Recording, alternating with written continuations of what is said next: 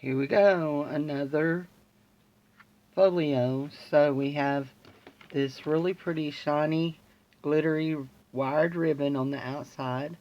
That's what this side looks like. And the back has butterflies.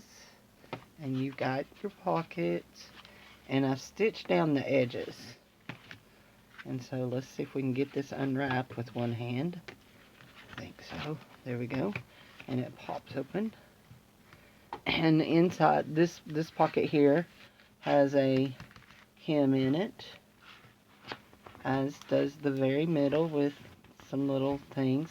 Then we've got some stamping.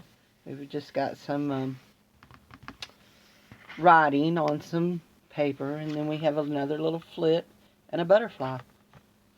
That is my third folio.